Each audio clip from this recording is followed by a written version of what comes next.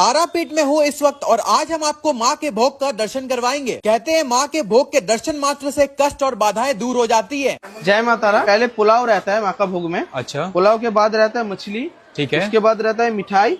मिठाई 2-3 टाइप का मिठाई रहता है। हाँ। उसके बाद भाजी रहता है। भाजी 5 टाइप का भाजी होता है। हाँ। जैसे कि बैंगन भाजी रहता है, आलू भाजी रहता है, पटल भाजी रहता है, ठीक है, और सीम भाजी रहता है। जैसा जैसा सीजन वाइज वो चेंज होता है। ठीक है। उसके बाद रहता है पुलाव, ये कोई मेन भोग है। पुलाव रहता है। पुलाव के बाद जो है मछली का जो मतलब हम लोग का मछली मतलब सिर बोलते हैं, मछली रहता है जो देसी कतला मछ या तो रोहू मछ जो बोलते हैं हिंदी में।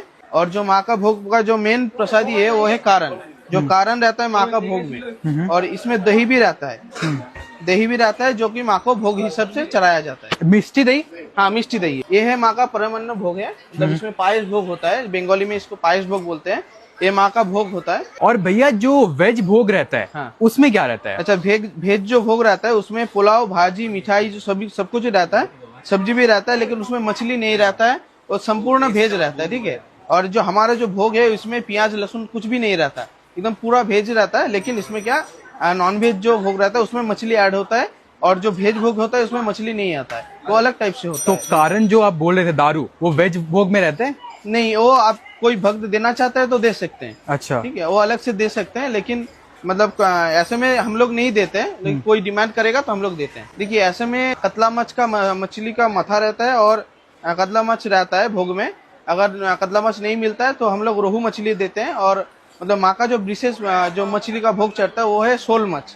शोल मछ के बिना माँ का भोग नहीं चढ़ता। चार्जेस क्या होते हैं भोग के? चार्जेस जो रहता है वो 1101 रुपए से 11,001 रुपए तक थाली भोग रहता है। अलग अलग टाइप का होता है। 4 टाइप का भोग होता है। जो निरामिष भोग हम लोग बोलते हैं बंगाली में, जो मतलब भेज भोग होता है। उसके बाद नॉन वेज भोग में 3 टाइप का भोग होता है। एक होता है नॉर्मल भोग, जैसे कि देख रहे हैं ये नॉर्मल भोग है।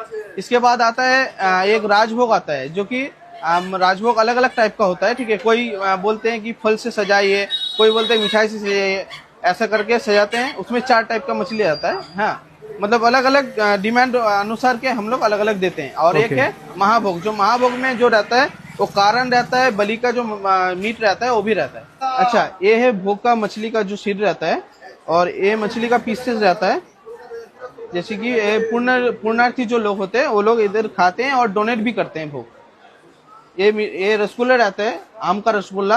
तो प्रसाद जो होता है भैया, वो आप ही लोग प्रिपेयर करते हैं? नहीं, प्रसाद बनाते हैं कोई और है। मतलब जो अलग मंदिर में ही क्रिएट होता है, मंदिर में ही बनता है। हाँ, लेकिन ये मतलब जो मतलब जैसे कि हम लोग सजाते हैं भोग, वो हम ही सजाते हैं। अच्छा अच्छा अच्छा, ओके। भोग सजाने के बाद माँ को चढ़ा के भी आप मतलब जो पुण्यार्थी है उनको भी दे देते हैं। तारापीठ टेम्पल के एकदम 2 नंबर गेट के बाजू में है श्यामाश्री पूजा भंडार।